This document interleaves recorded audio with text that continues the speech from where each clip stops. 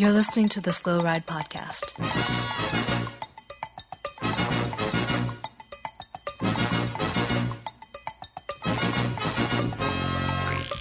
Bikes, advice, and rumors straight from the source. TheSlowRidePodcast.com and on Twitter at TheSlowRidePod.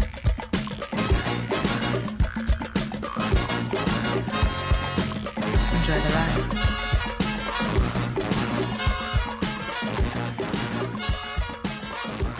Hello and welcome to the Slow Ride Podcast. This is episode 252. Tim, did I do this right? I feel like a little out of place here. You did pretty well. I'm pretty proud of you. I'm a little under the weather. This is Tim in Orlando. And this is Spencer in Boston, Massachusetts, of course. Tim, we had quite the week as far as bike racing goes. That's why I'm fighting through this little cold to get to this podcast, because we got to give the people what they want. Yeah, and the people want gravel. I mean, when it comes down to it, the Giro was on and all that's fine and good, but the people are demanding small crushed rock. They are. We will definitely talk to the Giro because I need to gloat for a good half an hour. So after the Preem lap, we'll be hitting up the Giro talk. But Spencer, the dirty Kanza, the granddaddy of them all, was this past weekend. Thousands of bike riders, gravel grinders, aficionados, gravel enthusiasts descended on Emporia, Kansas for the biggest race of them all.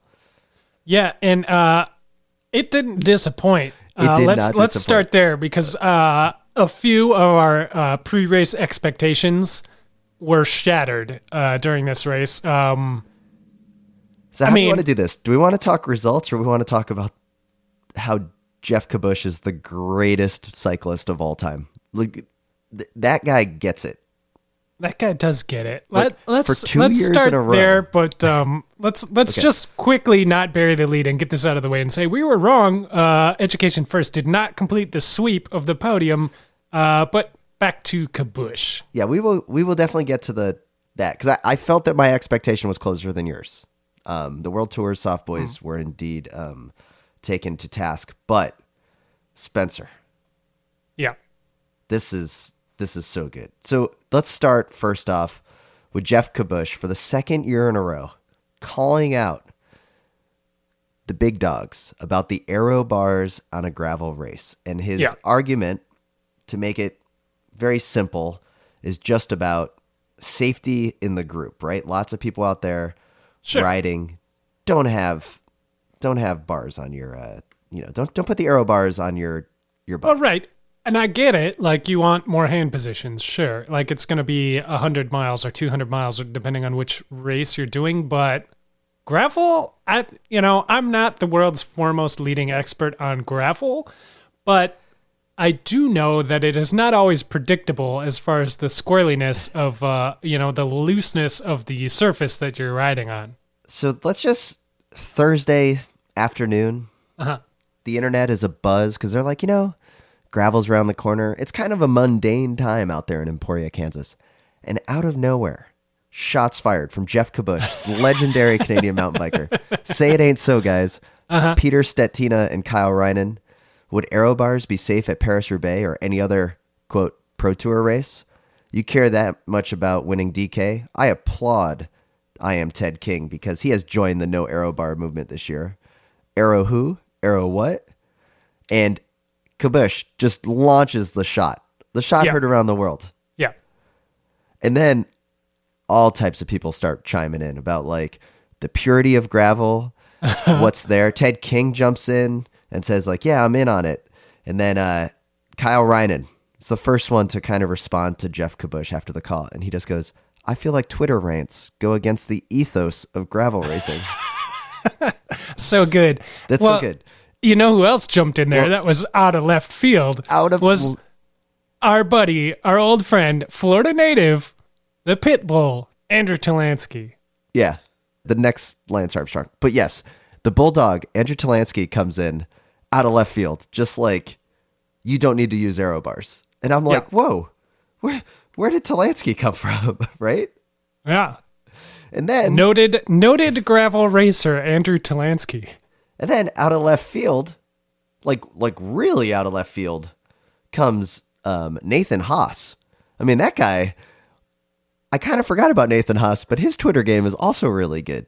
Oh, yeah. He jumps in and is just making fun of Talansky.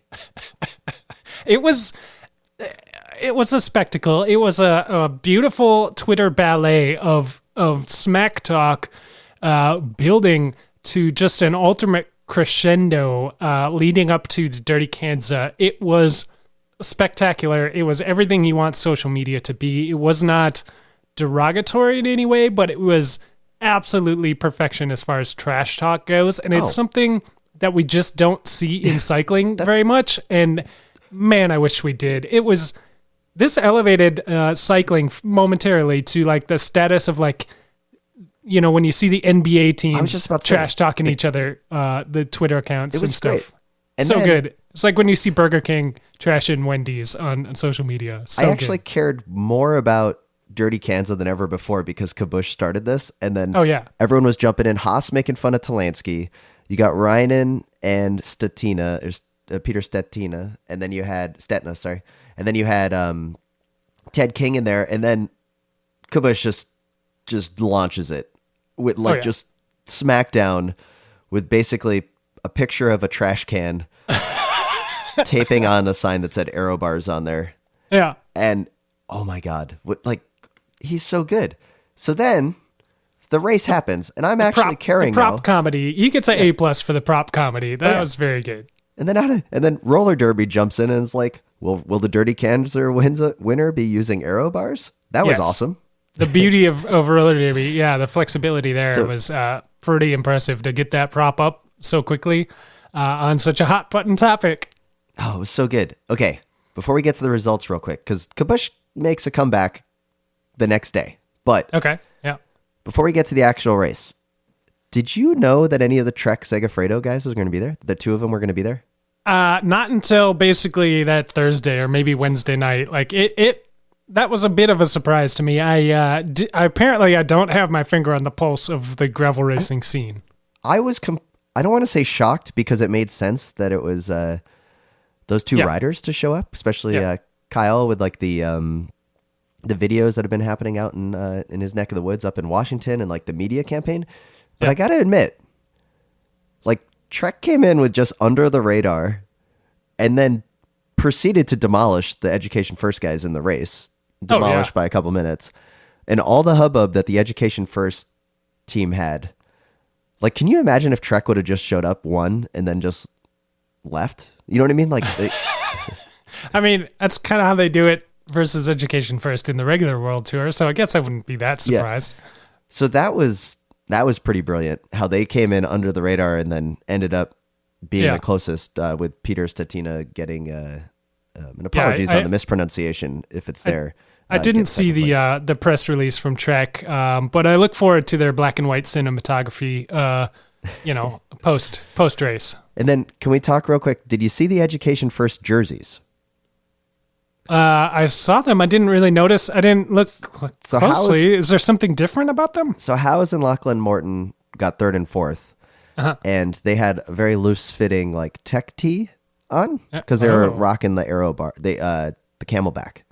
Okay. But anyway, they were there. So the race was won by Colin Strickland, who. Now hang on. I'm looking through my notes here of World Tour racers, and I've checked Movistar and Sky and Trek and Education First. I'm not seeing him yet. Maybe he's down in the AG2R range. I am going to check his pro cycling stat page because I guarantee that there's a lot of people that started looking up to see who Colin Strickland was. Now we have come across his name a couple of times. Oh yeah, namely just because he crushes the Red Hook Crit Series. Yes. He's a well-known racer in the U.S. He's also won the Belgian Waffle Ride in San Diego, and he's won Gravel Worlds in Nebraska. I mean, it should really be no surprise that he was there and was able to pull this off. I mean, he's a legitimate racer out of Austin, Texas. Yeah. Stoked for him. Like, shows up, crushes it. I mean, if Jonathan Vaughters is not signing this guy next year, I mean, is Vaughters really doing his job? I mean, it depends on, how much Education First is going to continue their quote unquote alternative racing schedule, because he would be a ringer for sure, coming in a full almost 10 minutes ahead of Trek Segafredo and Education First in this race. The World Tour guys taking up the next 3 spots after him. Pretty impressive. And then Payson McKelvin in 5th. Yep. Who was the guy that crushed us at Schwamigan, like marathon mountain bike national champion? Oh, that's right. I forgot and you may about remember that we actually we dropped on this podcast that it's not just the World Tour guys that are showing up here. Like there are very legitimate Olympians and top level racers that just aren't roadies. So the assumption of just an education first sweep was definitely, a bridge too far when you consider the quality of field that's all the way through. Right. You've got Kale there in 6th, and Ted King down in 8th, and Taylor Finney nowhere on this list because apparently flat early in the race and did not rejoin the pointy end. So Taylor probably got some slow ballads on his brain now that he's been riding on that long, lonely ride for that forthcoming EP. I mean, we're talking like Jeremiah Bishop got 27th overall. First place woman was Amity Rockwell of San Francisco. Great ride. That was an epic race there. Yes. The women's field changing positions on the pointy end there several times over the course of the race, and kept you on the edge of your seat. We had Allison Tetrick in 2nd place for the women. Former winner. Yeah. Yeah. So overall, I mean, a top-notch friend of the podcast, Addison Zawada, won the single speed race. And Spencer, I don't want to bury this, but I did kind of call it out on our Twitter. Ashton Lambie absolutely crushed the DK 100. He is the world individual pursuit record holder. I mean, one of the fastest guys on the track, just crushed 100 miles like it was nobody's business. Well, those two translate to each other so well. So, I mean, it just makes perfect sense. Lauren Stevens taking the women's 100, and then in the DKXL, which is the 350-mile, 24-hour race. No gross. Surprises here. Legendary endurance gravel racers Jay Pitaveri takes the men's win, and then Lael Wilcox takes the women's win, and she got 6th overall. And she has the record on the Tour Divide, and then also is going to be attacking the Silk Road race this coming summer. So this is no slouches in this crowd. But Spencer, let me go a little bit here. So the videos start popping up of Colin Strickland in the pit zones as he's coming through. He's got aero bars on his bike, so that one's already been dealt with. He does, yeah. The roller derby prop scored accordingly. So he had aero bars did win this battle. They did. He did have what appears to be the really mini ones, like the little Vision ones. They weren't the full extensions. You can't hide from us, Colin. Yeah, you can't hide. But did you see the video of Peter Stetina? And again, apologies for mispronunciation of the name if it's there. When he comes into the pit and he's asking for the disc wheel to be put on the back of his bike? No. So there's a video of him coming in and he's fueling up, recharging the Camelback, getting as many goos down. And he tells his mechanic, put the wheel on. The mechanic jumps into the Trek van, comes out and has got a disc wheel and starts putting it on. And then Peter's like, oh, it's taking too long. And then just leaves. They didn't have time to put it on. He wanted the disc. Huh. Yeah. Awesome. Huh. Okay. So now I want to fast forward even more. It's the finish. Colin Strickland coming through. Yeah. Right? It's his moment of glory. What does he do? He gets off his bike because he's got this sweet Allied Cycleworks frame that has the craziest drive side chainstay. You should see this thing. It's really crazy. But anyway, gets off his bike to hold it over his head as he crosses the finish line. Yep. Right at his moment of glory. In comes David Banks of Derby, Kansas, a 37-year-old doing the DK 100. Yeah. Who he did it in 9 hours and 28 minutes. Crushed it. Remember, they started a half an hour after the DK 200 start. Crushed it. He comes across the finish line and totally the most awesome ethos of gravel riding of all time. Photo bombs Colin Strickland's photo. So every press release now of Strickland coming across the line you see this guy kind of crunched over, trying not to hide, like trying to hide, and it's David He's Banks. trying his best to be out of the way. I am so into this guy. It's very good. It's no fault of his own. Like, he just got there when he got there, but The promoters should probably have a different shoot, or like I know at the Boston Marathon they kind of like when the back markers of the wheel race, like the hand wheelchair race. Sorry, I know that when the back markers are finishing, usually tends to be like when some of the leaders are finishing of the foot race, and so the organizers kind of funnel the wheelchair race back markers out of the photo, right? Like, oh, you guys go finish over there because this is the money shot of this guy crossing the line. He just destroyed 2 or 3 Pro Tour riders. Like, this is Colin Strickland, once again, another coming out party for this guy. He's well known within the domestic scene. And then you got this guy trying to sneak in, like trying to avoid the photo. It's his 15 minutes of fame, Congrats to him. But here's the thing, is that he's not really like it would be great if he was also posting up in it. Yeah, I mean, it's hard to say what I would do in that situation, but I mean, you give him the finger guns, like pointing at Colin, like, hey, that guy just won. Like, there's lots of options. That guy just matched my time by doing 100 miles more.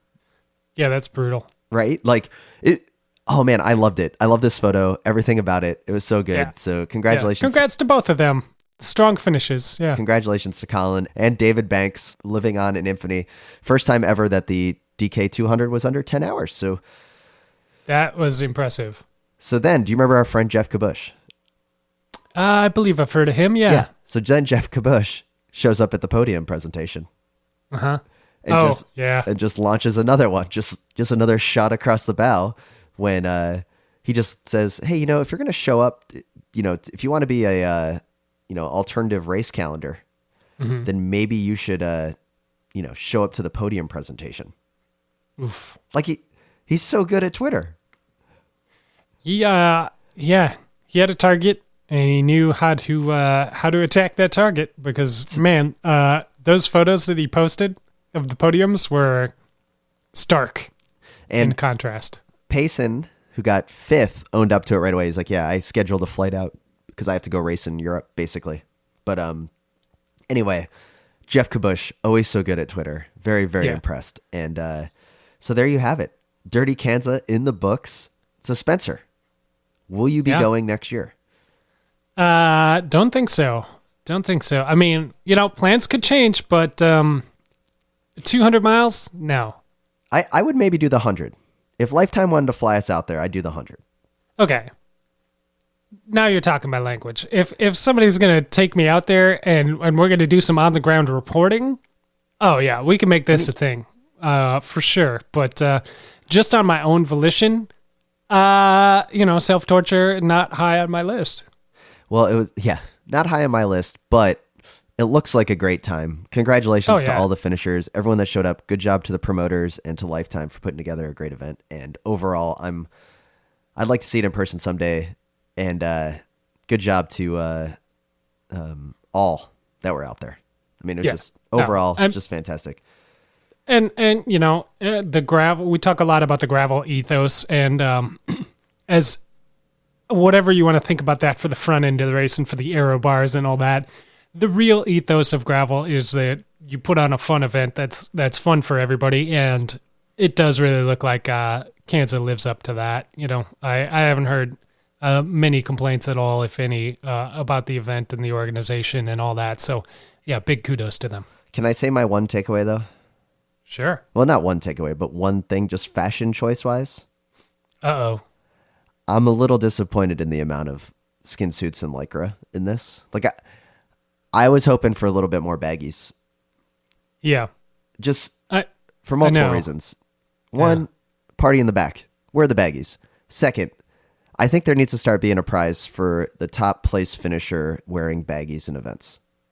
Now, that could be a thing. Maybe that's a thing that we need to get in contact with Lifetime about as something that we want to sponsor. Because, like, when you think of the World Cup races, remember Fumic used to wear baggies? Oh, yeah. Fontana. You won't let me forget it. Yeah, we need more of that. So anyway, just bring out the baggies. Come on, guys. You're doing 200 miles. I don't think have some fun out there. Fair. That's Spencer, fair. we absolutely crushed our Dirty Kanza coverage. Oh, yeah. We're a solid 20 minutes into this Dirty Kanza coverage, so... We got a lot to talk about, mostly with the Giros. Let's do that after the pre-line.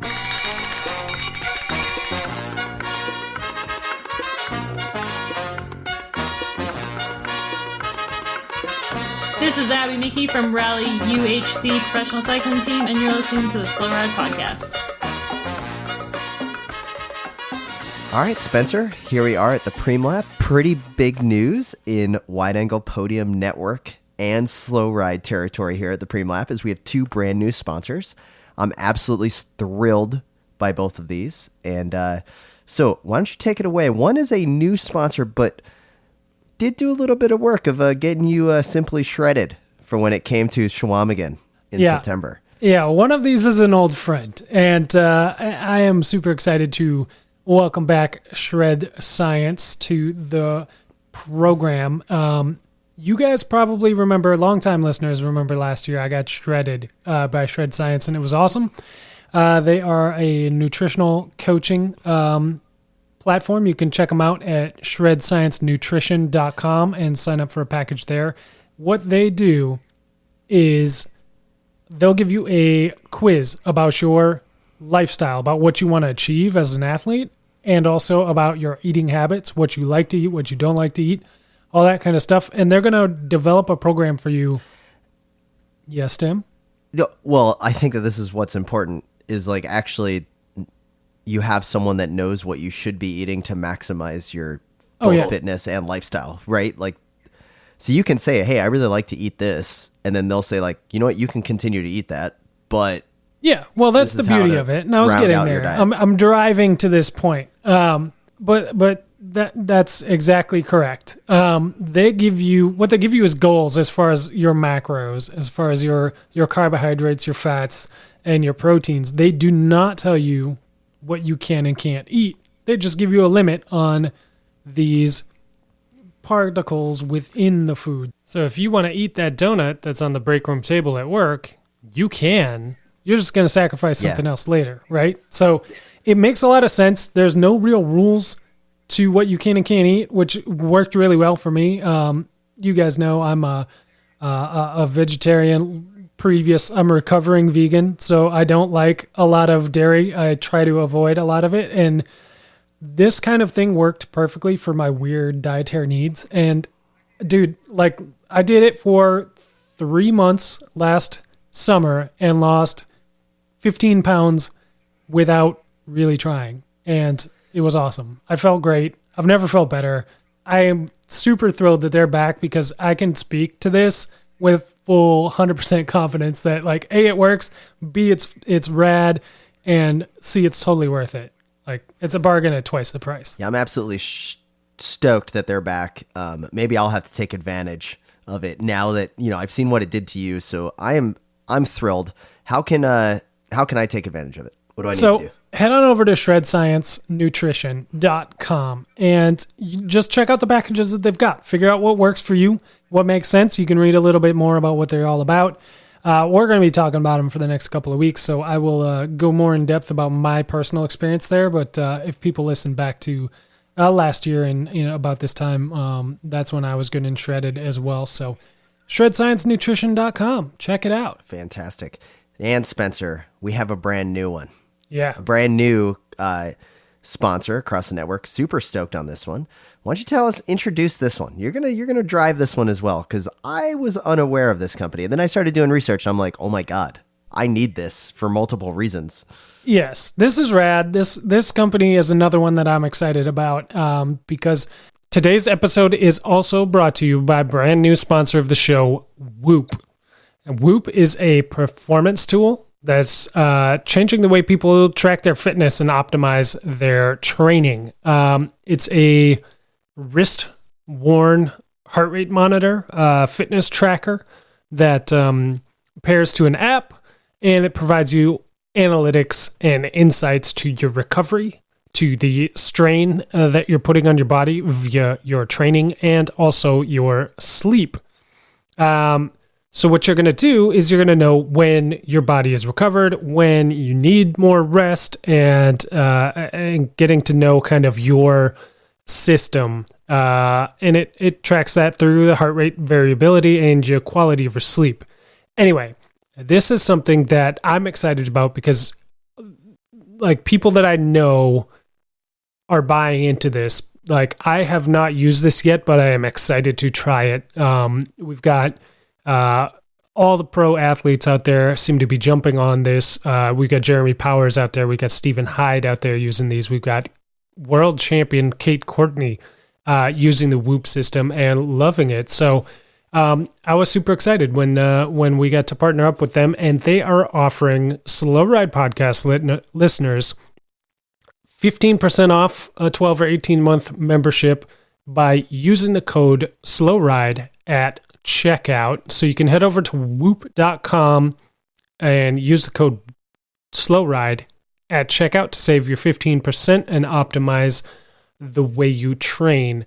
The strap itself is really cool. Like it tracks what you're doing. It does heart rate 100 times per second. That is the precision that this thing is working at. That's buck wild. That is a crazy amount of detail, right? And what's really cool is it does pair with all the other technology out there. It can Bluetooth connect to your phone, to your Strava, to your smart trainer, to your Zwift, whatever you need to do. So you can leave the other heart rate strap at home. It's not like you got to be covered in data gathering devices all the time. You can just strap this guy on and simplify things a little bit, which in this day and age is pretty huge for me. So check it out. Whoop.com, WHOOP.com is the website. And if you make the choice to purchase something from them, use the code SLOWRIDE for 15% off that purchase and optimize the way you train. At checkout? Awesome. So when I go into this site real quick, it does have this whole thing about what other users have been using. And one of the things that they talk about is just smoother travel. And you know me, I'm traveling all over, such as the downhill course at Fort William and things like that. And I'm kind of happy I didn't have Whoop at that time because my heart rate would be like 191 when I was walking down that course, at all time. And they'd be like, whoa, we got to lower that rate. But I'm definitely stoked for this. So just use the code SLOWRIDE at checkout at whoop.com. That's WHOOP.com. And we'd like to thank the continuing sponsorship of Health IQ. Head on over to healthiq.com/WAP to find out how to save money on your life insurance. Health IQ is very simple. They use the fact that you're a healthy individual coming through, taking a quick little cycling quiz, and then they're going to match you up with the best life insurance policy out there and save you the most money because, again, they're utilizing the fact that you're a healthy individual, so you're less likely to have to use a life insurance policy. Exactly. Take it from me. This is a very personal moment. Lots of you know life insurance can be a godsend. I am so happy I now have I had life insurance prior to my stroke over a year ago, and now I continue to have it. It's fantastic. Everyone should have it. You're an adult now. If you have a mortgage, you should have a life insurance policy.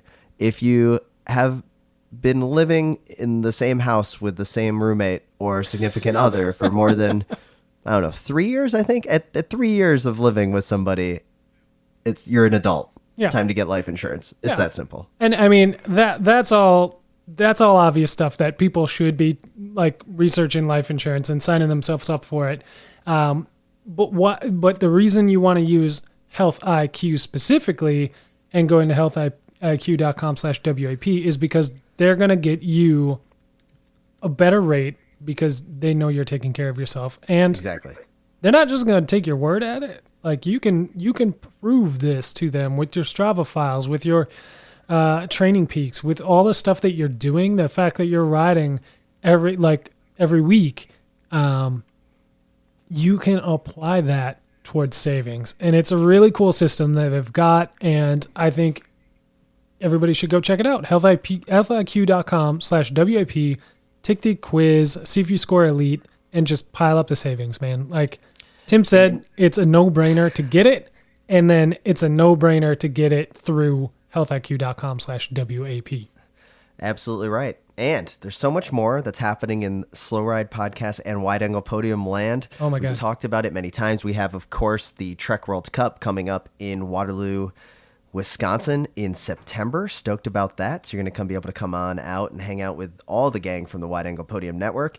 And thrilled on that. We're going to have so much more to talk about there. I know we've got interviews and whatnot with one of the main organizers of the event and friend of the pod. I can't wait for this. I can't wait for Andrew Roche to show up because he kind of knows us a little bit from our days back in Minnesota when we were ruining cycling in Minneapolis.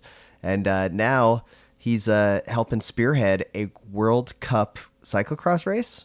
And we're going to have lots of questions. And we can help to ruin that too. So make sure you also keep an eye on that. If you're not registered, get in there now. Get that internet top 10. Yeah. So you can, because those races will fill up. Like it's the biggest party on bikes in the United States for cyclocross season. And you know what the best part is, Spencer? What's that? Equal payout, men's and women's. Well, yes. Yes, that is it goes without saying with the Trek Cup. They are the ones that have pioneered this, but we should still say it. Why go anywhere else? This is the party you want to go to. Simple. All right, back to the show.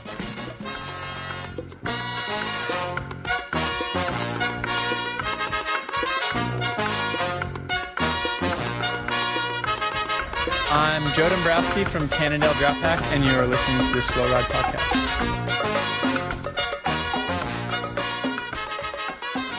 Spencer, there is a lot to talk about.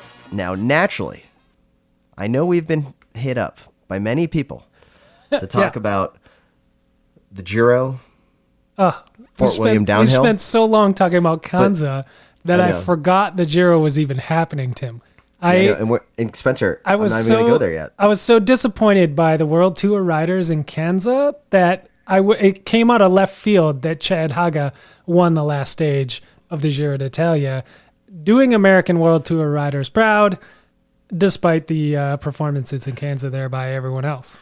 Yeah, and the performance of what happened at the Giro with Richard Carapaz totally overshadows that, but I'm not going to let it overshadow the German domination of the second round of the Artistic Cycling World Cup, which was brought to our attention earlier today. So I'm just going to give a quick shout out there. Okay. I didn't realize that was happening. That would have been on my docket for sure. Lots of wheelies. Secondly, Fort William Downhill World Cup. Okay. A little disappointing on the women's side. Rachel Atherton, my favorite racer, crushed it. But unfortunately, one of her biggest rivals, Tawny Seagrave, crashed in qualifying and was unable to compete. Rachel Atherton did beat Tracy Hanna from Australia by less than 2 seconds. So it was so close. She had pulled ahead towards the end, and it was a nail biter. Man, what a good race. Spencer, I don't know if you've had a chance, but if you check over Pink Bike, I know they do this inside the tape segment where they do the like they take a look at a course. You've talked about it in the past. Like they take a look at the course on like the different lines, and then they do really scientific like nerd stuff on who's saving how much time by taking what line. It's really cool. Okay. But they also did this whole thing where they break down each split on the course. So you could see that Rachel Atherton actually was behind Tracy Hanna for quite a bit, but when it got to the pedal section, because Fort William is one of the longest courses, Atherton just had the fitness, and she knows that course so well.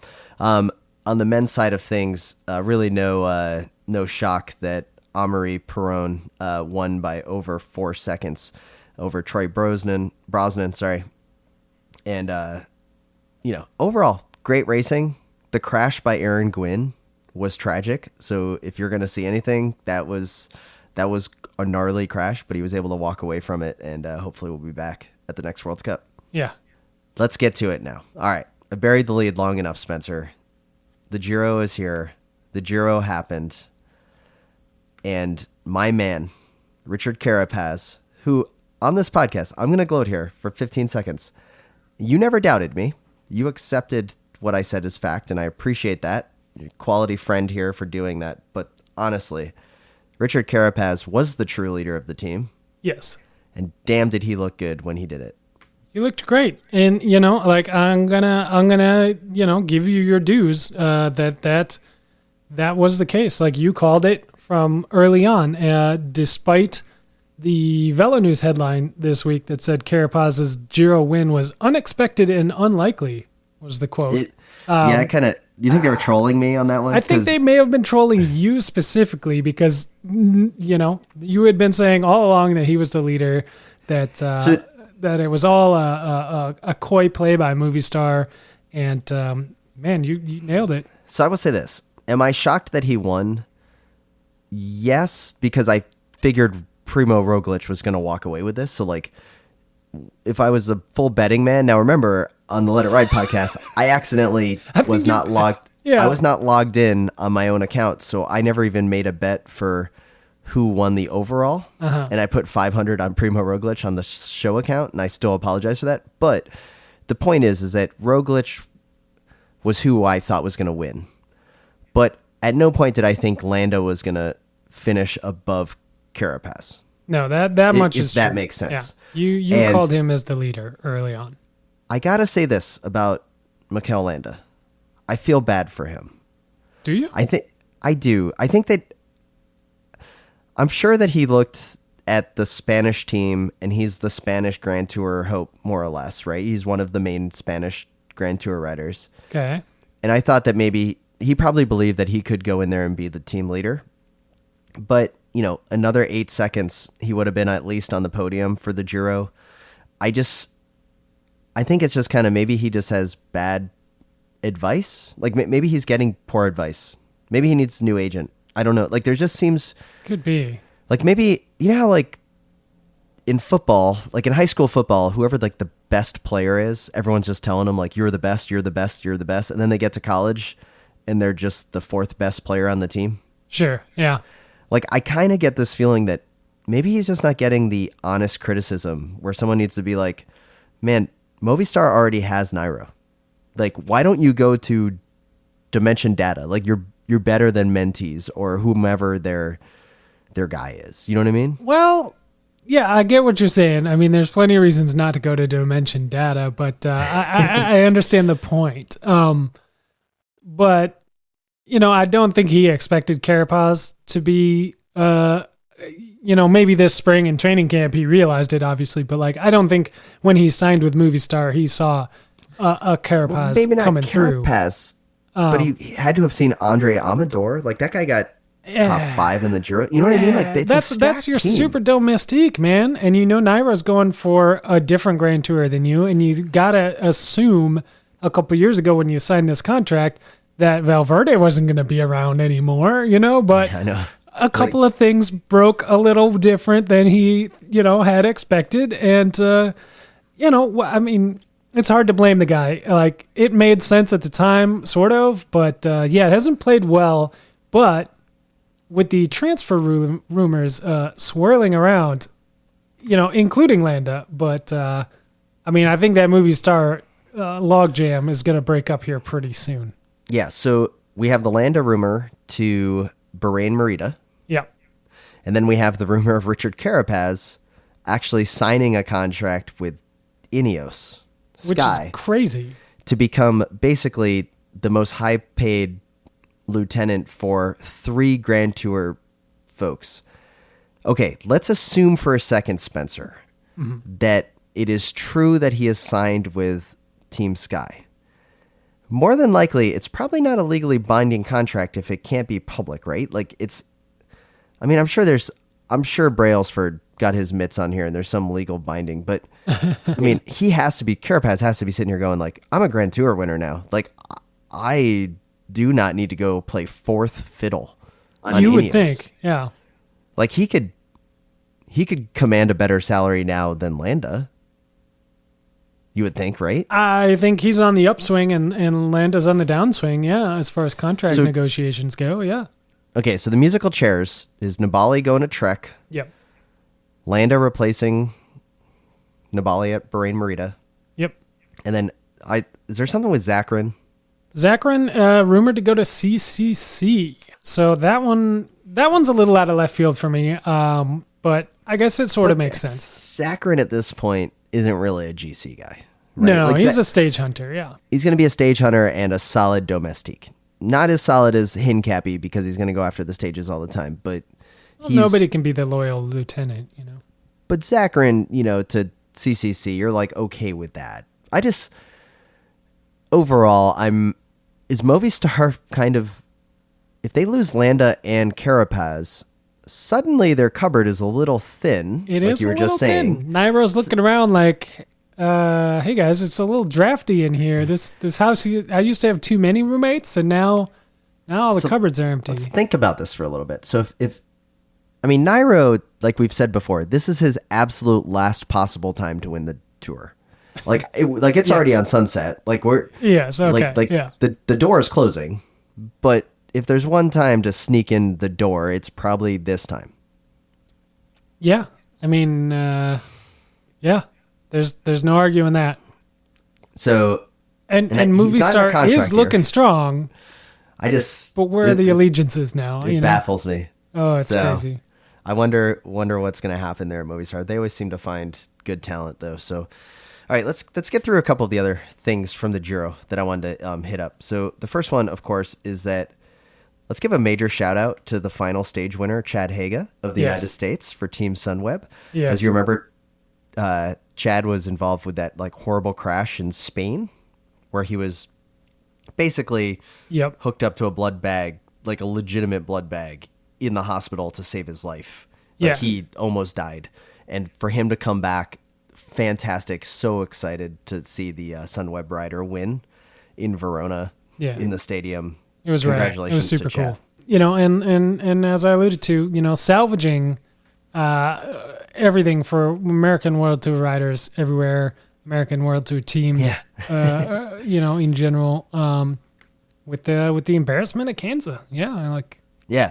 So there's so much more to go with here. So Kanza was still good, but Spencer, this podium of Richard Carapaz, Vincenzo Nibali, Primo Roglic, you satisfied with that?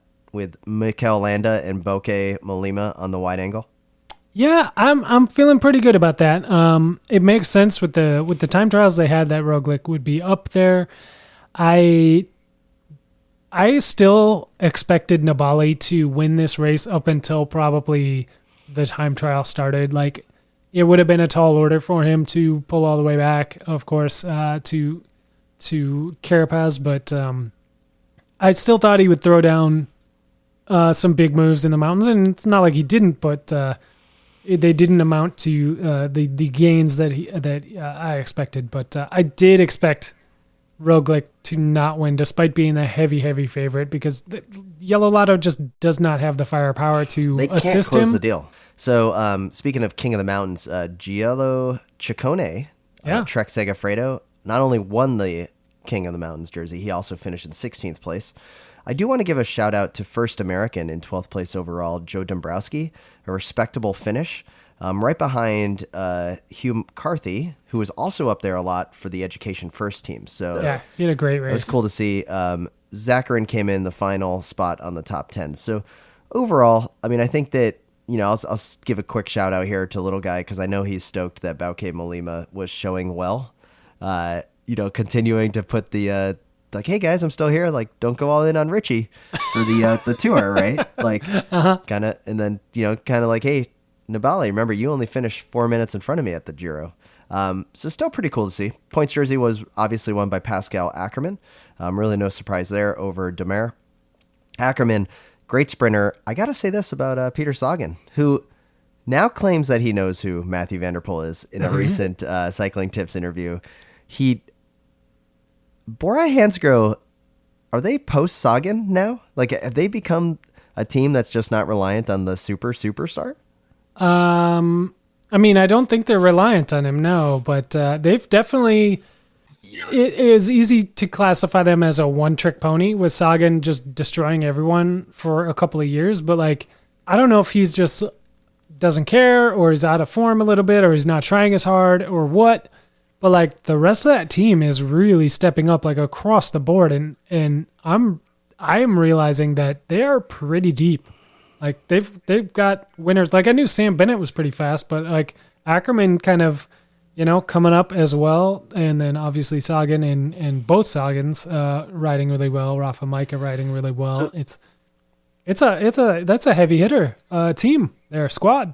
Something I like to do after every Grand Tour, I always ask you, little guy, whoever our special guest is, on a scale of 1 to 10, 10 being the most epic, fantastic, nail-biting Grand Tour, a la 2004 Tour de France, Ulrich versus Armstrong. Okay, right? The greatest all right, sure. tour of all time in our fandom. Well, remember, we have this important caveat of fandom here, where it's kind of when we started collectively as fans.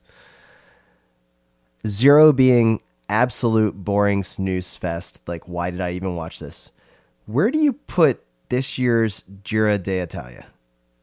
So you're saying between a 10 being 2004 Tour de France and like a 1 or 0 being 2005 Tour de France? Yeah, basically. Like, okay. Absolute worst snooze fest, like horrible. Okay, so I was not big on this route.